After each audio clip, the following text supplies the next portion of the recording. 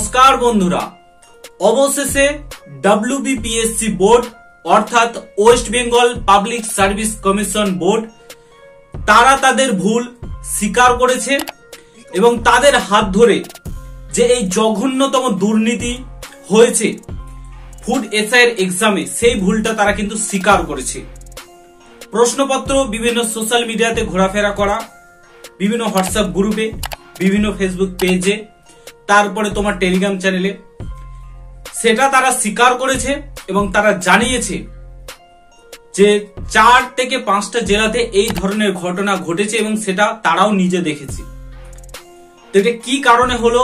আজকে 19শে মার্চ যেসব অ্যাসপিরেন্টরা food SI এর এক্সাম দিয়েছিল তারা একটা শান্তিপূর্ণ আন্দোলন করেছিল ডব্লিউবিপিএসসি বোর্ডের সামনে এবং সেই আন্দোলনের ফলস্বরূপ ডব্লিউবিপিএসসি বোর্ড জানিয়েছে এবং ক্যান্ডিডেটরা অ্যাসপিরেন্টরা জানিয়েছে যে ডব্লিউবিপিএসসি বোর্ডকে 1 মাস সময় দেওয়া হলো।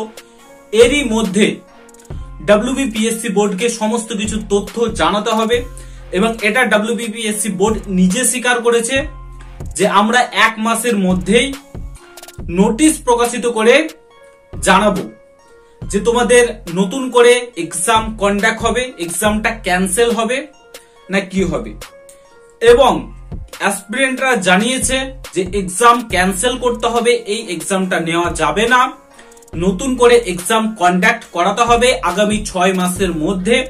আর আগামী 1 মাসের মধ্যে সমস্ত তথ্য নিয়ে আসতে হবে সকলের সামনে যে এত দুর্নীতি, এত প্রশ্নপত্র ফাঁস, হোয়াটসঅ্যাপে ঘোরাফেরা থেকে শুরু করে তারপরে তোমার এক্সাম হলে গিয়ে প্রশ্নপত্র তোমার মোবাইল থেকে উত্তরপত্র দেখে দেখে লেখা, সমস্ত কিছু নিয়ে ক্যান্ডিডেটরা গেছিল এবং সমস্তটা জানিয়েছে। তার ফলস্বরূপ কি হয়েছে? ডব্লিউবিপিএসসি বোর্ড তাদের ভুল স্বীকার করে তারা বলেছে 1 মাসের মধ্যে সমস্ত কিছু জানাবে।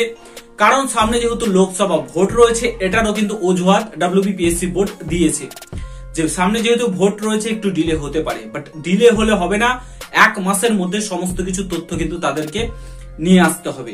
এবং কেন এই প্রশ্নপত্র ফাঁস হলো, প্রশ্নপত্র কিভাবে বাইরে এলো, সেই তথ্য কিন্তু তুলে আনতে হবে। না আনলে কি হবে সেটা সবাই জানে। তো তোমাদেরকে বলবো এটা শুধুমাত্র তোমাদের জন্যই পসিবল। তোমরা যারা অ্যাসপিরেন্ট ক্যান্ডিডেট রয়েছো, তোমরা যদি এইভাবে ঐক্যবদ্ধভাবে থাকো তাহলে তোমাদের পক্ষে সবকিছুই পসিবল। ভোট চলে গেলে আর কোনো কিছু হবে না, যা করার ভোটের আগেই করতে হবে। ঠিক আছে, আগামীকালও একটা আন্দোলন রয়েছে, আশা করছি সেটাও সফল হবে। অনেক কিছু তথ্য আগামীকাল বেরিয়ে আসবে। প্রত্যেককে অল দ্য বেস্ট, দেখা হচ্ছে নতুন ভিডিওর সাথে।